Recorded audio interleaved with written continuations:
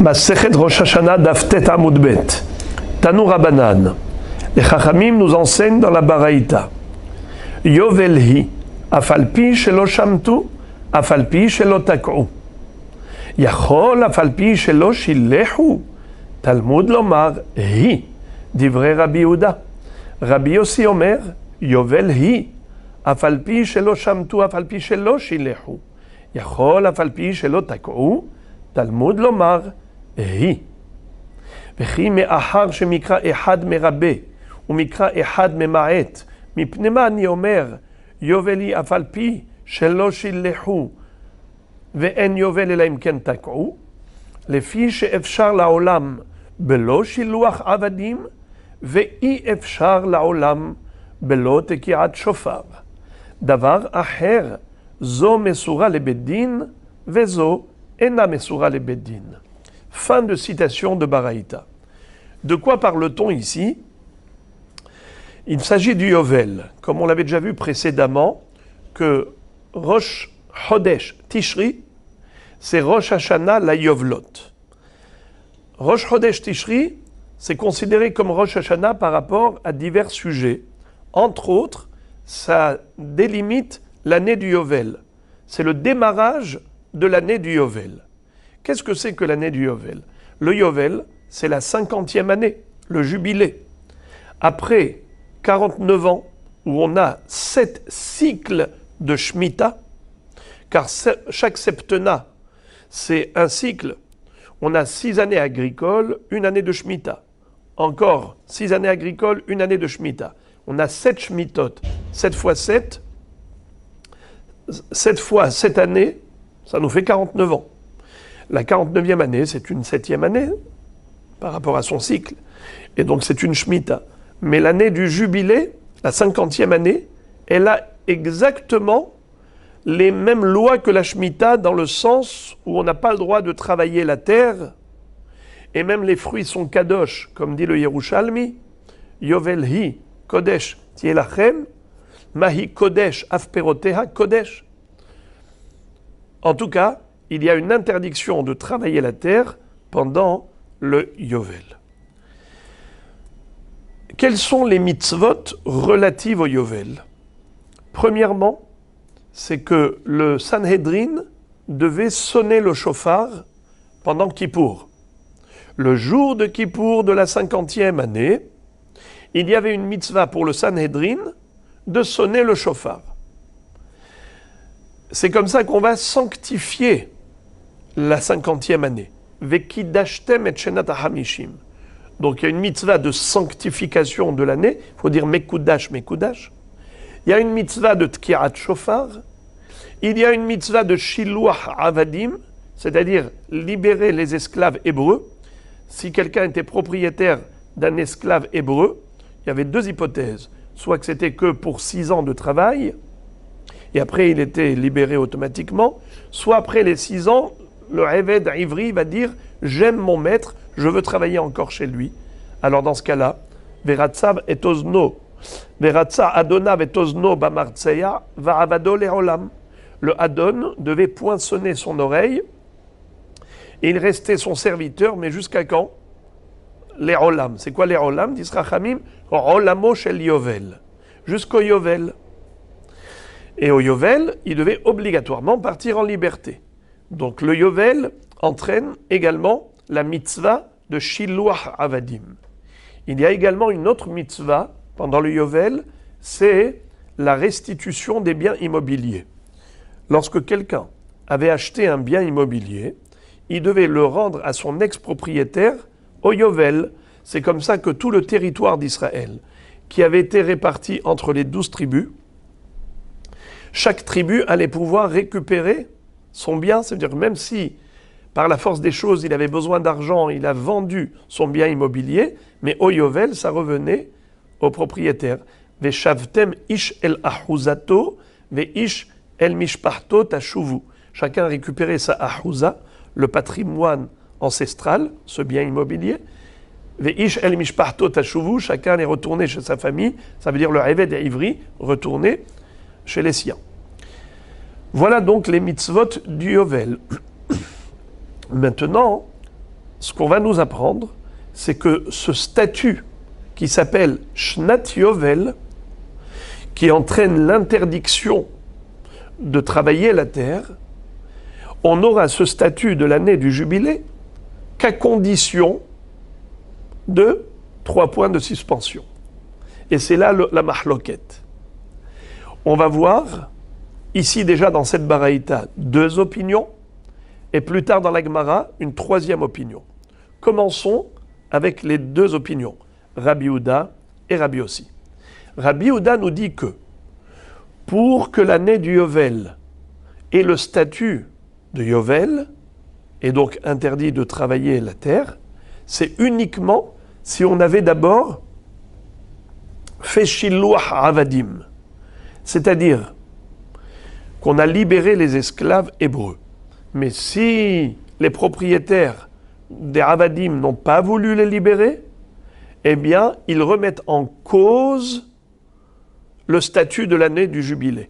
Il n'y aura pas de halacha, il n'y aura pas d'interdiction de travailler la terre pendant cette année-là. Elle ne s'appelle pas une année de Yovel en quelque sorte. J'ouvre une parenthèse, le mot Yovel, ça veut dire chauffard. Bim shocha Yovel, Hema ya'alu bahar, il a été dit à propos du chauffard de Har Sinaï. Shnat Yovel, comme on sonnait le chauffard le jour de Kippour, donc c'est pour ça que ça s'appelle Shnat Yovel, l'année de Tkiat Shofar. Mais pour Rabbi Yehuda, même si on n'a pas sonné le chauffard, l'année du jubilé, elle a son statut. Et donc interdit de travailler la terre. Même si on n'a pas restitué les biens à leur ex-propriétaire, ce qu'on appelle Shmitat Karka, Afilu Shelo Shamtu Karkaot. Malgré tout, l'année du jubilé, elle a son statut et interdit de travailler la terre, de faire des travaux agricoles. Par contre, si on n'a pas fait Shiluach Avadim, eh bien, l'année du Yovel n'aura pas son statut de Yovel. Et on verra plus tard dans la Gemara sur quoi s'appuie Rabbi Yehuda pour dire que le Shiluach Avadim, c'est un facteur qui déclenche le statut du jubilé. Même si on n'a pas sonné le chauffard, l'année du Yovel s'appelle Yovel. Même si, c'est-à-dire elle a le statut de Yovel, interdit de travailler la terre. Même si on n'a pas restitué les biens immobiliers à leurs propriétaires, malgré tout, l'année du Yovel, elle a son statut. Mais si on n'a pas libéré les esclaves, ça remet en cause le statut de Yovel. Pourquoi il dit ça? Sur quoi il s'appuie? On verra plus tard. Mais en tout cas, Rabbi aussi n'est pas d'accord avec lui. Je vais d'abord lire Rabbi Yehuda. Tanu Rabanan. Yovel hi, afalpi shelo shamtu. Afalpi shelo tak'u. Même si on n'a pas été chomet, c'est-à-dire on n'a pas abandonné le karka pour le rendre à son propriétaire. Afalpi shelo tak'u. Même si on n'a pas fait tekiat shofar à Kippour. Malgré tout, ça s'appelle Yovel. Yachol afalpi shelo shillehu. Est-ce que même dans le cas où on n'a pas renvoyé les esclaves en liberté, malgré tout, l'année du Yovel s'appelle Yovel, Talmud Lomar Hi, dit vrai Rabbi Yehuda. Il y a écrit Yovel, Hi, comme ça écrit le pasuk. Vekidashtem et shenat hamishim shana, vous allez sanctifier la 50e année, Ukratem deror ba'aretz lechol yoshvea, vous proclamerez la libération dans la terre à tous ses habitants, comme tout le monde est libre, Yovel Hi, Tiyeh lachem. C'est une année de jubilé pour vous. Vous retournerez à votre achouza, vous récupérez donc vos biens, votre bien immobilier, et vous retournerez chez votre famille. Ah, ok. Alors, qu'est-ce que nous voyons ici? Alors, la Torah écrit Yovel Hi. Yovel, c'est un terme général. Ça veut dire que dans tous les cas de figure, l'année sera considérée une année de Yovel. Mais quand on dit Hi, ça veut dire que ça dépend d'un facteur précis. Yovel Hi, uniquement dans ce cas. Alors, Yovel, c'est Merabé, et Hi, c'est Memaet. Qu'est-ce que nous dit Rabbi Yehuda? Yovel, ça inclut même une année où je n'ai pas sonné le chauffard, même si on n'a pas restitué les biens immobiliers à leurs propriétaires, comme il se doit. Malgré tout, l'année du Yovel sera Yovel, et interdit de travailler la terre. Mais le hi, c'est pour exclure. C'est pour dire que si on n'a pas fait shiluach avadim, si on n'a pas libéré les esclaves, elle ne sera pas yovel. Yovel hi, quand est-ce qu'elle sera yovel? Que s'il y a eu shiluach avadim. Mais s'il n'y a pas eu ce facteur de shiluach avadim, elle ne sera pas yovel et on aura le droit de travailler la terre. Sur quoi s'appuie Rabbi Yehuda pour dire ça? On verra dans la Gemara. Mais Rabbi aussi lui dit, Rabbi aussi Omer, Yovel hi afalpi shelo shamtu, afalpi shelo shillehu. Rabbi aussi n'est pas d'accord avec Rabbi Yehuda. Il dit qu'en effet, le mot Yovel, qui est un terme inclusif, c'est pour nous dire que même dans le cas, c'est pour inclure même le cas où ils n'ont pas restitué les biens immobiliers, et même dans le cas où ils n'ont pas libéré les esclaves. Malgré tout, l'année du Yovel s'appellera Yovel. Dans quel cas on exclut le statut du jubilé? Yachol afalpi shelotakou. Même dans le cas où il n'y a pas de Kiat Shofar, ce serait une année de Yovel? Non. Talmud lomar hi. Le mot hi, c'est pour dire seulement dans ce cas où il y a eu de Kiat Shofar par le Sanhédrin le jour de Kippour de la 50e année, alors là, le jubilé sera considéré comme Shnat HaYovel et on n'aura pas le droit de travailler la terre. Mais s'il manque la Tekiat Shofar, il manque le facteur qui déclenche le statut de Yovel. Qu'est-ce que nous voyons ici? Qu'il y a une mahloket entre Rabbi Yehuda et Rabbi aussi. Selon Rabbi Yehuda, quel est le facteur qui déclenche l'année du jubilé? C'est Shiluach Avadim, la libération des esclaves. Mais la Tkiat Shofar, ou la restitution des biens immobiliers, ça n'agit pas, ça n'a pas d'impact sur l'année du jubilé. Tandis que Rabbi aussi dit non. C'est le facteur qui déclenche l'année du jubilé, c'est que la Tkiat Shofar. Mais la restitution des biens immobiliers ou la libération des esclaves, ça n'a aucun impact. La Gemara demande à Rabbi aussi, plutôt la Braïta, pose la question à Rabbi aussi, Vechi me ahar, shemikra ehad me rabbe, ou mikra ehad me ma'et. Mipnema ni omer yovel afalpi shelo shillehu, ve'en yovel elaim ken tak'u. Question, si tu me dis que le mot yovel, c'est un terme inclusif, qui englobe tous les cas, même si on n'a pas libéré les esclaves, même si on n'a pas restitué les biens. Tandis que le mot hi, qui est restrictif, c'est pour exclure le cas où on n'a pas fait de kirat shofar. Qu'est-ce qui te permet de sélectionner les éléments pour dire cet élément il est facteur, cet élément n'est pas facteur? Cet élément de kirat shofar, c'est le facteur qui déclenche le statut du jubilé. Les deux éléments, tels que la restitution des biens immobiliers ou la libération des esclaves, ce sont des éléments qui ne sont pas des facteurs qui déclenchent le statut de jubilé. Pourquoi tu dis Yovel, ça inclut ça, et Hi, ça exclut ça? Pourquoi tu as fait un choix délibéré? Réponse, nous dit la Braïta. Les fiches efchar laolam belo shiluach avadim, ve'i efchar laolam belo tekiat shofar. Premier argument, c'est que on considère que dans le monde, il peut y avoir une situation où il n'y a pas d'esclaves. Personne n'est propriétaire d'esclaves. Tandis que la Tkiat Shofar, il y a toujours un shofar dans le monde. C'est-à-dire que la Torah, ce n'est pas logique qu'elle fasse dépendre le statut de l'année du jubilé de quelque chose d'aléatoire. De dire que ça dépend du Shiluach Avadim, mais peut-être qu'il n'y aura même pas de Hevel Ivri à libérer. Alors quoi, la Torah va faire dépendre le statut du jubilé de quelque chose qui peut ne pas exister? C'est plus logique de dire que la Torah, elle a fait dépendre le statut du jubilé de Tkiat Shofar, car le shofar, on peut toujours le sonner, car il y a toujours un shofar dans le monde. Ça, c'est le premier argument. Deuxième raison, Davar Aher, Zo Mesura le Beddin, Vezo Eno Mesura le Beddin. C'est que la Tkiat Shofar, qui est-ce qui doit sonner? C'est le Beddin. Shiluach Avadim, c'est qui doit libérer les esclaves? Eh bien, c'est tous les individus, le peuple, s'il y en a qui sont propriétaires d'esclaves.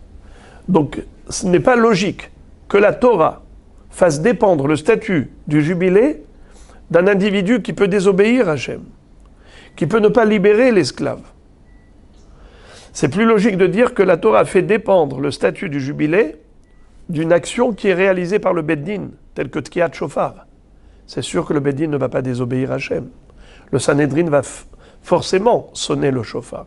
Quand ils vont sonner le shofar, ils vont déclencher le statut du jubilé. Donc voilà les deux arguments de Rabbi Yossi. Premièrement, c'est qu'il est possible qu'il n'y ait pas de bichlal de avadim dans le monde. Ce n'est pas logique que la Torah fasse dépendre le statut du jubilé d'un acte qui n'est pas obligatoire, ça veut dire d'une situation qui n'est pas forcée. Peut-être qu'il n'y a même pas de avadim dans le monde. Alors que Tkiat Shofar, c'est sûr que ça peut avoir lieu. Donc voilà le premier argument. Deuxièmement, d'Abaraher, c'est que même s'il y a forcément des esclaves, mais peut-être que la personne ne va pas libérer son esclave. Alors la Torah ne va pas faire dépendre le statut du jubilé d'une action qui est dépendante du bon vouloir de chacun. Si elle a fait dépendre le statut du jubilé, certainement, c'est d'un élément facteur qui aura lieu certainement. Comme par exemple, Tkiat Shofar, que c'est réalisé par le Sanhedrin, et c'est sûr que le Sanhedrin ne va pas désobéir. Fin de citation de Baraïta. Et la Gemara pose la question à Rabbi Yossi, pourquoi tu avais besoin de donner deux arguments? Maïda Baraher, pourquoi il ne s'est pas suffi que de la première raison? Réponse, parce que Vechitema Ievshar Deleka Had Besof Haolam Delo Meshalach Zo Mesura Lebedin Vezo Ena Mesura Lebedin. Qu'est-ce que ça veut dire?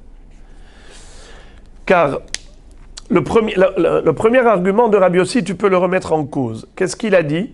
Il a dit qu'il est possible qu'il n'y ait jamais d'esclaves. Il dit c'est pas logique. C'est pas possible qu'il n'y ait pas quelqu'un au bout du monde qui n'est pas un esclave qui va libérer. C'est sûr qu'il y a quelqu'un. Et de ce fait, cet argument n'est pas suffisamment fort. Ifshar deleka had besof haolam delo meshalach. C'est sûr qu'il y a quelqu'un dans le monde qui va le faire. Et de ce fait, en effet, oui, c'est un facteur qui est certain, qui peut servir de déclencheur pour déclencher le statut du jubilé. Pourquoi tu dis que non, c'est possible qu'il n'y ait pas? Non, Yefchar. La Gemara pose la question. Bish lama les Rabbi Yossi kedeka amar ta'ameh et là les Rabbi Yehuda maïtama. La Gemara demande. Rabbi Yossi, lui, s'est expliqué. Il a donné deux arguments. Il a expliqué pourquoi c'est la Tkiat Shofar qui est le facteur déclenchant le statut du jubilé, et pas Shiluach Avadim, et ni la restitution des biens immobiliers, qu'on appelle Shemitah. Shemitah, ça veut dire abandonner les biens immobiliers pour les rendre à leurs propriétaires, et Shiluach Avadim, la libération. Rabbi Yossi a dit, c'est ni ça qui est considéré facteur. Il n'y a que Tkiat Shofar. Alors il s'est expliqué, il a donné la raison pourquoi. Première raison, c'est parce que il se peut qu'il n'y ait pas du tout d'esclaves, et donc c'est pas logique de faire dépendre d'un facteur qui est aléatoire. Deuxième raison, c'est parce que les gens peuvent désobéir et transgresser la mitzvah de Shiluach Avadim. Il peut y avoir des gens qui disent non, je ne veux pas libérer mon esclave hébreu. Tandis que le Beddin, c'est sûr qu'ils vont sonner le shofar. Il est plus logique de dire que la Torah a fait dépendre le statut du Yovel d'une action de Beddin qui est certaine plutôt que d'une action d'un homme qui est aléatoire. C'est pas sûr du tout que l'homme obéisse. Alors, ça c'est clair pour Rabbi Yossi. Mais Rabbi Yehuda, c'est quoi sa raison? Rabbi Yehuda nous dit, Pitom, Shiluach Avadim.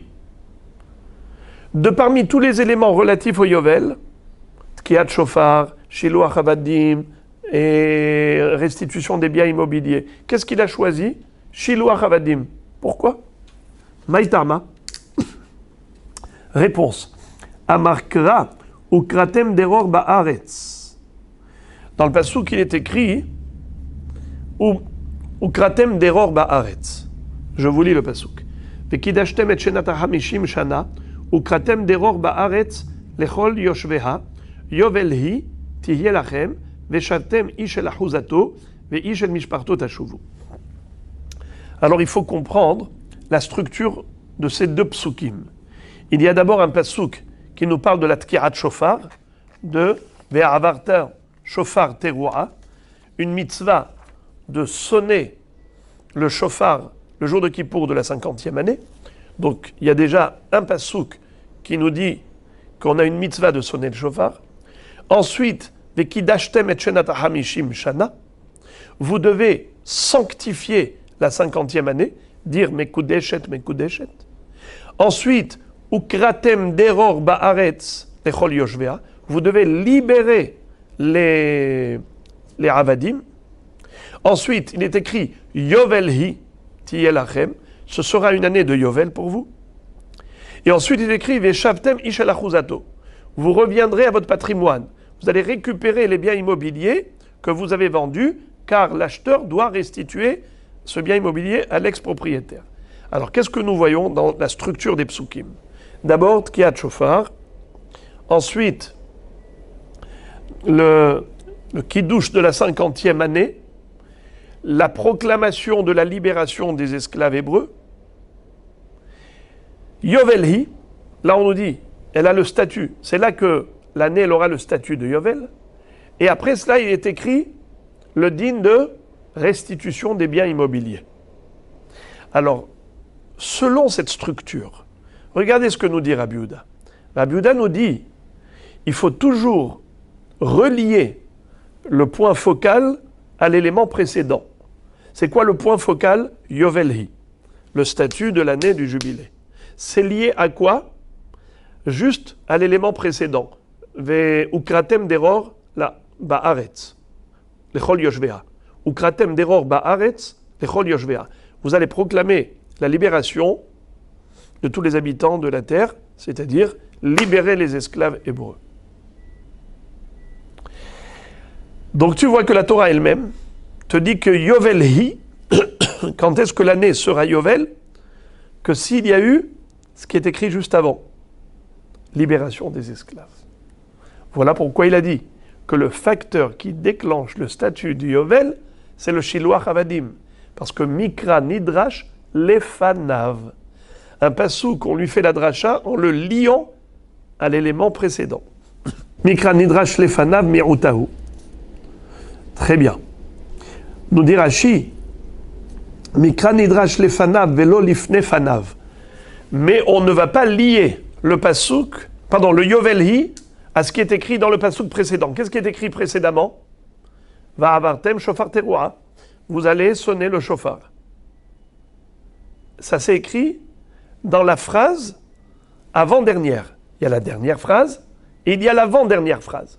Le Yovelhi, tu dois le lier à la dernière phrase. Mikra Nidrash Lefanav. Velo Lifne Fanav. Et pas à l'avant-dernière phrase. L'avant-dernière phrase, c'est quoi? C'est Tkirat Shofar. La dernière phrase, c'est quoi? Libération des esclaves. Alors, Yovelhi, quand tu as libéré l'esclave. Entre parenthèses, le Yovelhi, tu dois le lier à la phrase précédente et pas à la phrase avant-dernière, mais tu n'as pas non plus à le lier, ce Yovelhi, à la phrase suivante. Qu'est-ce qui est dans la phrase suivante? Restitution des biens immobiliers. La restitution des biens immobiliers, c'est écrit après Yovelhi. Et donc, on ne va pas faire dépendre le Yovel, le statut de Yovel, de la restitution des biens immobiliers. Car Mikra Nidrash Lefanav, Velo Lifnefanav, Velo Leaharav. Le Mikra, on ne va pas faire une dracha pour le lier ni à l'avant-dernière phrase et ni à la phrase d'après, uniquement à la dernière phrase d'avant, Lefanav. Qu'est-ce qui est écrit juste avant? Shiluach Avadim. Qu'est-ce qui est écrit avant, c'est-à-dire l'avant-dernier? Tkiat Shofar. Qu'est-ce qui est écrit après? Restitution des biens immobiliers. Alors, à quoi je dois relier le statut de Yovel? Les Fanav. Shiloach Avadim. Ça, c'est l'ingéniosité de Rabbi Yehuda. La Gemara maintenant, juste ouvre une parenthèse pour nous dire que le mot d'error, ou kratem d'error, ba'aretz lechol yoshvea, ça veut dire libération des esclaves. Et la Gemara cherche à savoir d'où sais-tu que le mot d'error, ça veut dire libération. D'où tu as sorti ça? Maïmashma, d'où tu sais que c'est la shon herut? Des Tanya, on l'apprend ainsi. La Braïta nous dit, en d'error est là la shon herut, amar Rabbi Yehuda ma la shon d'error, kemedayer bedaïra, umovil sehora bechol medina. Qu'est-ce que ça veut dire? Le mot d'error, c'est la racine du mot dira. Dira, c'est habiter. D'error, avec deux resh, c'est dira. Généralement, toute personne, elle a une habitation fixe. Elle a un habitat où elle réside en permanence, sa demeure. Mais les commerçants qui voyagent d'un pays à l'autre, alors ils vont dans cet hôtel, dans cette auberge, ils ont plusieurs dirotes. Mais d'ailleurs, Bedaïra, il a plusieurs dirotes. Il habite une fois ici, une fois là. Un pigeon voyageur, ce commerçant. Alors, c'est pour cela qu'on l'appelle, on l'appelle libre comme le vent. Ce monsieur-là, il est d'error. Il a plusieurs dirotes. La personne qui habite dans un seul endroit, c'est comme si elle était prisonnière de sa demeure, de sa maison. Elle est toujours là, toujours attachée à cet endroit. Mais quelqu'un qui est libre, c'est celui que tu retrouves un peu partout. Une fois tu le trouves là, une fois tu le trouves là, une fois il habite là, une fois il habite là. Ça s'appelle quelqu'un qui est d'error, be'arbe dirot. Donc c'est la notion de liberté. Tandis que quelqu'un qui est lié à un endroit fixe, il ne peut pas se permettre de voyager ici et là, il est toujours là, c'est comme s'il était prisonnier de sa demeure. D'error, c'est Medaïr Bedaïra, il a plusieurs dirotes, parce qu'il est libre. Amar Rabbi Chia Baraba, Amar Rabbi Yohanan. Maintenant, Rabbi Yohanan va nous révéler une troisième shita. Et il va dire, Zod ivrei Rabbi Yehuda ve Rabbi Yossi. Ce qu'on a appris jusqu'à présent, c'est l'opinion de Rabbi Yehuda et l'opinion de Rabbi Yossi. À savoir, quel est le facteur qui déclenche le statut du jubilé d'après Rabbi Yehuda? C'est Shiloach Avadim, la libération des esclaves hébreux. Quel est le facteur selon Rabbi Yossi? C'est Tkiat Shofar. Maintenant, on va voir que Hachamim, selon Rabbi Yohanan, les Hachamim ne sont d'accord ni avec Rabbi Yehuda et ni avec Rabbi Yossi. Pourquoi? Parce que les Hachamim vont dire qu'il y a trois facteurs. Chaque élément est un élément facteur qui déclenche le statut du jubilé. Et s'il manque un facteur, il n'y a pas de Yovel. C'est-à-dire, c'est quoi? Aval Hachamim Omrim, Sheloshtan Me'akvotbo. Les trois éléments sont indispensables. Pourquoi? D'où ils le savent? Kassavré, Mikra Nidrash Lefanav, Velifne Fanav, Ul Aharav. Parce que la dracha de Yovelhi, on a dit que c'est quoi le point focal? Yovelhi. Eh bien, quand est-ce que ce sera un Yovel? Ça dépend de ce qui est écrit avant, de ce qui est écrit même avant la dernière phrase, et même ce qui est écrit après. Qu'est-ce qui est écrit juste avant? Shiloach Avadim. Qu'est-ce qui est écrit encore avant? Tkiat Shofar. Qu'est-ce qui est écrit après? La restitution des biens immobiliers. Meshaftem ish el achuzato. Eh bien, ces trois éléments sont liés au Yovelhi. Quand est-ce que ce sera Yovel? Que si on a les trois éléments réunis. Shofar, Shiloach Avadim et Shmitat Karkaot. Et c'est ça la halacha. C'est la raison pour laquelle, de nos jours, on ne peut pas avoir le Yovel si on n'a pas la Tkiat Shofar du Sanhedrin, et même si on avait la Tkiat Shofar du Sanhedrin, il faut, même si on avait un Sanhedrin aujourd'hui qui sonnait le Shofar le jour de Kippour de la 50e année, malgré tout, il n'y aurait pas le statut de Yovel pour interdire de travailler la terre, ou le statut de l'année du jubilé. Pourquoi? Parce que il faut aussi restituer les biens immobiliers à leurs propriétaires. Alors déjà, il faut que la majorité du peuple juif soit présente sur la terre d'Israël. Ukratem deror, ba'aretz lechol yoshveha, bisman shekol yoshveha aleha. Il faut au moins que le rov du Ham Israël, Rubo Kekulo, soit installé en Israël. Yoshvim ba'aretz. Mais le Chazon Ish dit que ça ne suffit pas, il faut qu'il y ait une possibilité de restitution des biens immobiliers à chaque tribu, parce que c'était ça le but, de rendre toujours au Yovel le bien immobilier à son ex-propriétaire, donc ça va toujours rester dans la tribu. Mais aujourd'hui, on ne sait pas à qui on appartient, à quelle tribu on appartient, à part Lévi et Cohen qui sont Shevet Lévi. Nous, est-ce qu'on est de Réhouven, on est de Shimon, on est de qui? De ce fait, il n'y a pas de possibilité de restituer les biens immobiliers à leurs propriétaires. Et de ce fait, l'année du Yovel n'a pas lieu. C'est très important de le savoir parce qu'on le sait qu'aujourd'hui, le din de la Shemitah, c'est comme des Rabbanan, pas Minatora. Pourquoi? Car la halakha est comme Rabbeinu Akadosh, qui dans Masechet Gitin a lié les deux. Il dit que le din de la Shemitah dépend du Yovel. Si le Yovel n'est pas applicable de nos jours, la Shemitah n'est pas Minatora de nos jours et n'est que Midera Banan en souvenir de la Shemitah de l'époque. Pourquoi la Shemitah n'est pas Minatora? Parce qu'il n'y a pas de Yovel. Comme dit le Passouk dans Parashat Re'eh, Veze devar Hashemita, Shamot kol baal mashe yado, asher yasher bere'ehu mashat me'uma, lo yigos edre'ehu kikara Shemita l'Hashem. La Torah nous parle de Shmitat Ksafim, la remise des dettes, l'annulation des dettes. Le créancier n'a pas le droit de réclamer après la Shemitah son argent qu'il a prêté. Et ça s'appelle Shmitat Ksafim. Pendant l'année du Yovel, il n'y a pas de ça. Mais pendant l'année de la Shemitah, il n'y a pas seulement l'interdiction de travailler la terre, il y a même l'obligation d'abandonner les dettes. Alors, Rabbeinu Akadosh nous dit que la Torah écrit deux mots. Veze devar Hashemita, Shamot kol baal mashiado. Shamot, Shemitah. Shemitah, ça fait allusion au Yovel, où on est Meshamet Karka, on doit restituer les biens immobiliers à leurs propriétaires. Et Shamot, ça fait Shmitat Ksafim, c'est la Shemitah classique, où il y a aussi Shmitat Ksafim. Rabbeinu Akadosh dit, la Torah, pourquoi elle a juxtaposé ces deux mots? C'est pour les lier, pour lier la Shemitah au Yovel. Bisman shata meshamet karka, ata meshamet ksafim, bisman she'en ata meshamet karka, en ata meshamet ksafim. Voilà pourquoi nous disons que de nos jours, la Shemitah est comme des Rabbanan, parce que le Rov des Rishonim et le Shulchan Aruch étaient posés comme Rabbi, comme Rabbeinu Akadosh. Comme quoi la Shemitah dépend du Yovel. Comme on n'a pas de Yovel de nos jours, alors la Shemitah n'est comme des Rabbanan.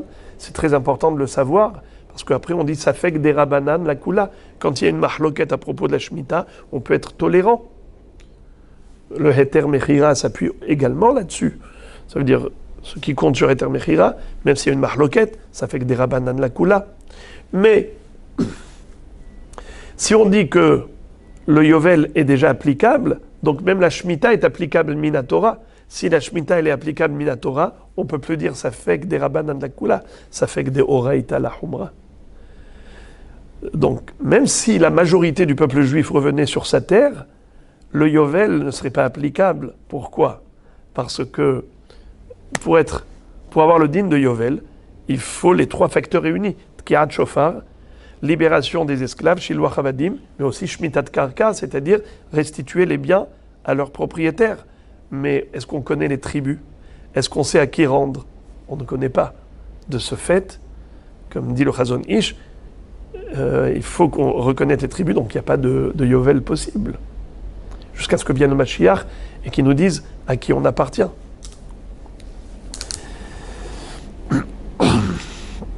Maintenant, la Gemara demande Ve'aktiv Yovel, c'est-à-dire, d'après Chachamim, qui nous disent que les trois facteurs sont déclenchants. Yovel Hi. Hi, ça veut dire quoi? C'est restrictif, exclusif. C'est uniquement si on a sonné le chauffard et on a libéré les esclaves et on a restitué les biens immobiliers à leurs propriétaires. Dans ce cas-là, le Yovel est un Yovel.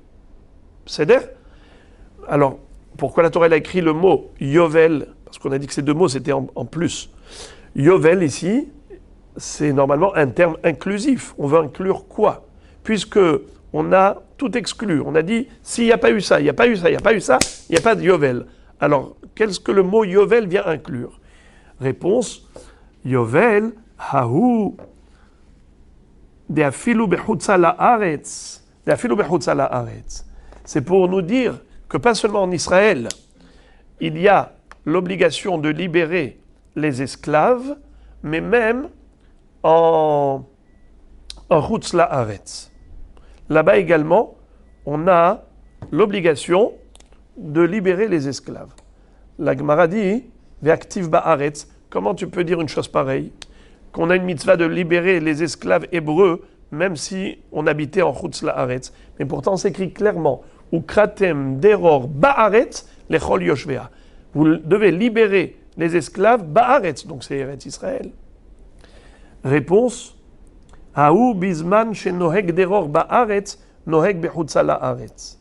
Bizman she'eno noheg ba'aretz eno noheg bechutz la'aretz. En fait, le mot ba'aretz ici n'est pas pour limiter l'espace, mais pour limiter le temps.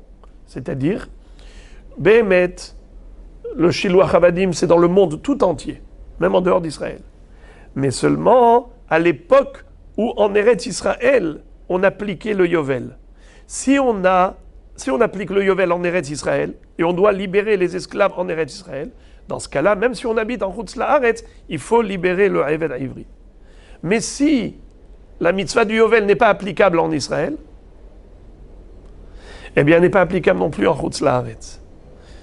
Et donc, si, pour une raison ou une autre, il n'y a pas de Yovel en Israël, comme c'est le cas de nos jours, il n'y a pas de Yovel non plus en Chutz la'aretz, il n'y a pas d'obligation de libérer l'esclave hébreu. La Gemara maintenant va analyser l'autre halakha de la Mishnah. On avait appris dans la Mishnah le din de la Netia. Qu'est-ce que ça veut dire la Netia? Que Rosh Chodesh Tishri, c'est Rosh Hashanah même pour les Netiot, pour les arbrisseaux, les petits arbustes. Dans le sens où, comme on va le voir plus tard, qu'on compte les 3 années de Orla à partir de Rosh Chodesh Tishri. Dès que un arbre, par exemple, a été planté 30 jours avant Rosh Hashanah, dès qu'arrive Rosh Hashanah, on considère que Rosh Chodesh Tishri, c'est le Rosh Hashanah pour compter une année déjà pour la Orla. La Orla, c'est-à-dire qu'on n'a pas le droit de manger les fruits, ni d'en profiter pendant les 3 premières années de l'arbre. Alors l'arbre, quel âge il a? 1 an, 2 ans, 3 ans. Normalement, on aurait pu imaginer qu'à la date de l'anniversaire de la plantation, on compte 3 ans. Eh bien non, c'est pas comme ça. J'ai planté par exemple 1 mois avant Rosh Hashanah, c'est considéré à Rosh Hashanah comme s'il y a eu déjà 1 an qui s'est écoulé. 1 an. Après ça, le Rosh Chodesh Tishri suivant, ça fait 2 ans. Et après encore, Rosh Chodesh Tishri, ça fait 3 ans. Ce qui veut dire que le comptage, on va chiffrer, comptabiliser les années en fonction de la date fixe qui s'appelle Rosh Hashanah, Rosh Chodesh Tishri. C'est ça qui délimite et qui détermine une nouvelle année pour les Netirot, pour les arbrisseaux qu'on a plantés. Alors la Gemara pose la question, elle dit d'où tu le sais? Minalan, que en effet c'est Rosh Chodesh Tishri qui délimite et qui détermine la nouvelle année. Dirtiv shalosh shanim arelim urtiv ubashana harevi'it veyalif shana shana mitishri dirtiv mereshit ashana. Qu'est-ce que ça veut dire? Nous avons une gezerah shava, un mot qui est commun à 2 sujets et qui nous permet de faire une analogie, puisque Moshe Rabbeinu, c'est lui qui nous enseigne les Gezerot Shavot. Il a reçu d'Akadosh Baruch Hu cette indication qui consiste à dire que la Torah nidreshet b'gzera shava, quand Akadosh Baruch Hu a écrit un mot dans un sujet et le même mot dans un autre sujet, c'est pour créer une connexion, une analogie et comparer les 2 sujets. Comme ici. Il est écrit le mot Shana à propos de Rosh Hashanah. On apprend dans Parashat Akev du Pasuk, Mereshit Hashana ve'ad Harit Shana, depuis Rosh Hashanah qui est Rosh Chodesh Tishri, Dieu va fixer le destin de chacun il va juger chaque individu, et depuis le début de l'année, Akadosh Baruch Hu décide ce qui va se passer jusqu'à la fin de l'année. C'est le jugement de Rosh Hashanah. Il y a écrit le mot Shana, Mereshit Hashana, Ve'ad Aharit Shana. D'autre part, le mot Shana, on le retrouve également à propos de la Orla. Comment ? Il est écrit que pendant 3 ans, on n'a pas le droit de profiter des fruits. Shalosh Shanim Arelim Yolachem. Mais après, il est écrit Ubashana Harevi'it Iye Kol Pirio Kodesh. Je vous lis. Vechitavohu el haaretz uneta'atem kol etz ma'achal va'araltem orlatu et pirio shalosh shanim yeh lachem arelim lo ye'achel. Lorsque vous allez venir en terre sainte, vous allez planter toutes sortes d'arbres fruitiers. Pendant 3 ans, ce sera une orla. Orla, ça veut dire que c'est interdit à la consommation et au profit. Ubashana harevi'it, mais à la 4e année, yeh kol pirio kodesh hilulim lachem. Tous ces fruits-là, ils seront kadosh, ce qu'on appelle neta reva'i, les fruits de la 4e année, puisqu'ils sont sacrés, il faut les manger où ? À Yerushalayim. Il faut les monter à Jérusalem, les manger là-bas. Si c'est trop lourd ou trop loin, on transfère la sainteté des fruits sur de l'argent, et cet argent sera apporté à Yerushalayim. On va acheter avec ça de la nourriture qui sera consommée à Yerushalayim. En tout cas, le mot shana figure à propos de la 4e année. Ubashana arevi'it iye kol pirio kodesh ilulim lachem. On parle de quels fruits ? On parle des fruits par rapport aux 3 premières années. On a dit 3 ans à Arelim, 4e année, tu peux manger les fruits, mais à Jérusalem. Donc c'est lié, les fruits de 3 ans et le fruit de la 4e année. Puisqu'il est écrit le mot shana à propos de la 4e année. Et il est écrit Shana à propos de Rosh Hashanah, le jour du jugement, qui est Rosh Chodesh Tishri. Alors on a compris que de la même façon que pour Mereshit Hashanah ve'ad Aharit Shana, on parle de Rosh Hashanah qui est Chodesh Tishri, Rosh Chodesh Tishri, eh bien c'est ce même Rosh Chodesh Tishri qui va déterminer le nouvel an pour les arbustes, pour les netirot, les arbrisseaux. C'est d'où je sais que c'est cela qui détermine un nouvel an, même si par exemple 30 jours avant c'était déjà planté, mais dès qu'arrive Rosh Chodesh Tishri, c'est comme une année entière qui s'est écoulée. On l'apprend de la Gezerah Shava, Shana, Shana. La Gemara pose la question, elle dit Veligmar Shana, Shana min Nisan, dirtiv Rishonu lachem le Chodshe Hashana. Pourquoi est-ce que tu ne dirais pas que de la même façon qu'on a, de la même façon qu'il est écrit Shana à propos de Nissan, Rishon hu lachem le Chodshe Hashana, je dirais que ce qui délimite le Rosh Hashanah pour les arbrisseaux, c'est pas Rosh Chodesh Tishri, c'est peut-être Rosh Chodesh Nissan. Puisque la Gezerah Shava, qu'est-ce qu'elle te dit ? Elle te dit de créer une connexion entre Shana et Shana. Alors, tu as trouvé Shana, Rosh Chodesh Tishri, mais Harit Shana, Mereshit Hashana ve'ad Harit Shana. Tu as trouvé le mot Shana à propos de Ubashana Revi'it Yeh Kol Pirio Kodesh. Pourquoi tu dirais pas que Ubashana Revi'it Yeh Kol Pirio Kodesh, c'est lié avec Shana de Nissan, où il est écrit Rishonu lachem le Chodshe Hashana. Chodesh hazeh lachem Rosh Chodashim, Rishonu lachem le Chodshe Hashana. C'est écrit aussi Shana. Pourquoi tu dirais pas que c'est Nissan ? Pourquoi tu as décidé que c'est Tishri ? La Gemara de répondre Danin Shana Shen Ima Chodashim Mishana Shen Ima Chodashim Ve'en Danim Shana Shen Ima Chodashim Mishana Sheyesh Ima Chodashim. Il faut comparer ce qui est comparable.